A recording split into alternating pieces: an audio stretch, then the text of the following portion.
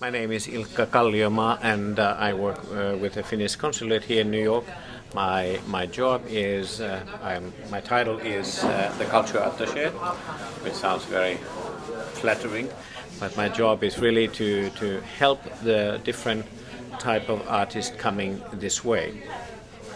And as I mentioned earlier, so my job is to keep the contact warm and open the doors in this city, not only in New York, but we have our area. We are covering the East Coast, more or less, of course. Many of the things, whether they're visual arts or they are music things, they're happening in New York. But now, of course, as we have Osmo Vanska, for instance, in Minneapolis, so our trips to Minneapolis is rather often, and there's a big Nordic population in Minneapolis, which of course brings us there as well. This level that is at the moment, I think it's about 20 years, but of course music education has been going strong. It was start to develop, as they mentioned today, sort of like after the war, but then it has different steps that where certain things has been added and the help from the government and so forth. This actually we were very happy and honored that the Philharmonics, the New York Philharmonics, they asked us to cooperate with this, and I got a phone call that they would like to do this. And so we put our heads together and started to develop that together with Sibelius Academy. And they had already, Ted Whipwood, who is the head of the educational department, had a possibility of hearing the Sibelius Senior High School already last spring, and he was really amazed about their quality of singing.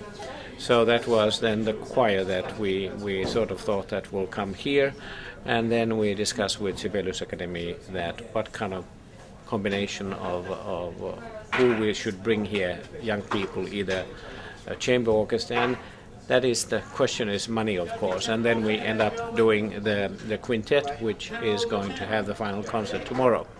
Young musician, which was very good choice, I think.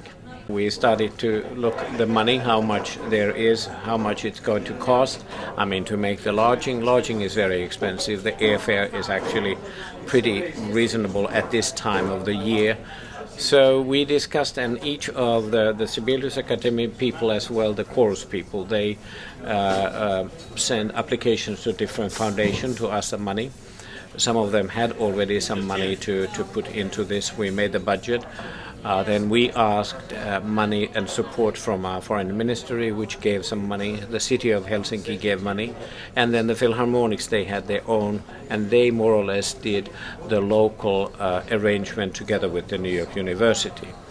So we made our budget what we needed for the lodging, for the airfare, for the local transportation, and talked that with all the Finnish people that we were working with, and then we finally made it. So that was very nice. It's always tough when you are talking about 50 people you have to bring here. I think it was wonderful and gave us the opportunity to now finally to prove something, because so many American media has been talking about the Finnish music education and said how good it is, and wondering how come that so many singers and conductors are coming from Finland.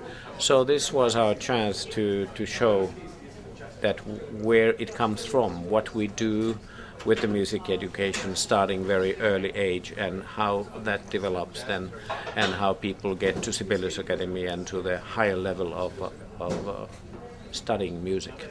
We cannot do without the culture of music. Music is so important in any aspect of what we do, I think, whatever music it is.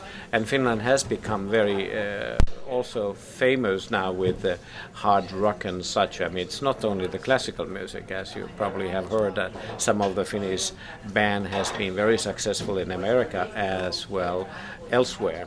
And no, it's very important part.